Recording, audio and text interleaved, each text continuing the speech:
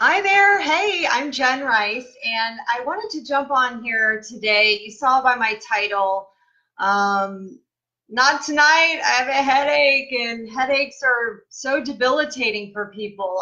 Really, when I don't really suffer much from headaches, but my friends that do, it can just really wreck the whole day. And if you're a migraine sufferer, that's a whole different story. But this may help you as well. So I was looking at this presentation. It was done by Kathy Robinson, who is a PA. She's with Sutter Health out in Sacramento, California. And she did a great presentation. It was mainly functional medicine based, but it was a functional approach to headaches. And I shared it recently with a girlfriend of mine who was going through some headache issues. And I thought, well, maybe this would be helpful to some other people. So I will pop her presentation link into the comment section in a little bit, but I wanted to kind of just go through real quickly what I found fascinating about this was that she was saying that migraines are really about 13 to 17 billion with a B $1 billion in healthcare costs. And that is a huge amount of people suffering with headaches, right? So I don't know if any of you guys are migraine sufferers or headache sufferers. I see you guys jumping on. Thanks for being here. So I want to share a little bit on this functional medicine approach because I think it was really great. So traditionally, when you go visit a physician, maybe even a neurologist, you're going to be put on something called a triptan. There's a lot of different names, but triptan is kind of the class of medicine. There's also Botox, which is used often for headaches and quite successfully. So I'm not saying that those are off the table, but there are other things that can be looked at, which would be sort of what we would call a functional medicine approach to a headache. And what exactly do those folks do to kind of get to the root cause of what's going on with the headache? So they look at specific triggers that may be going on. So it could be a food sensitivity, could be a chemical sensitivity, could be gut imbalance. So basically there's something not stable with the GI tract. Hormones are another thing. Mitochondrial, which are like the powerhouses of our cells. There can be like a mitochondrial dysfunction that can cause headaches. Our sleep cycle, like how well we're sleeping at night and staying asleep, how rested we feel the next day. Magnesium deficiency. So magnesium is something I did a video on a little while back. And if you're interested in this content, I do have a page, Jenn Rice International, which has a lot of videos, and some are like 3-minute short clips. And I think magnesium for sure is in there somewhere if you're interested in learning more about magnesium in general, but it can certainly contribute to headaches as well as a lot of other things, a deficiency in that. Blood sugar imbalances. So if you're pre-diabetic or actually have diabetes and your blood sugar isn't controlled very well, or especially with this pre-diabetic phase where you're having these surges of insulin, this is where headaches can occur also. So it's important that you're at least getting that checked too. Stress.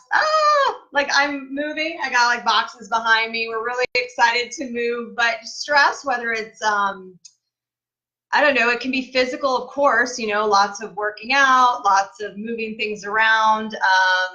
That can be stressful, and that can be good stress too because you got to get things done.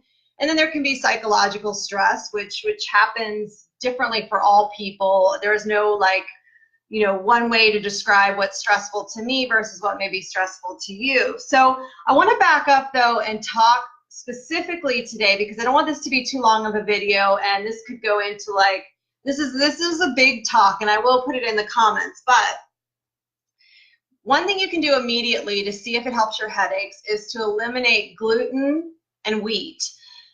And there's a lot of reasons for this, but I would just encourage you, or if someone you know or love is suffering a lot from headaches and they haven't done an elimination of gluten or wheat or both, it's a good idea for them to do that.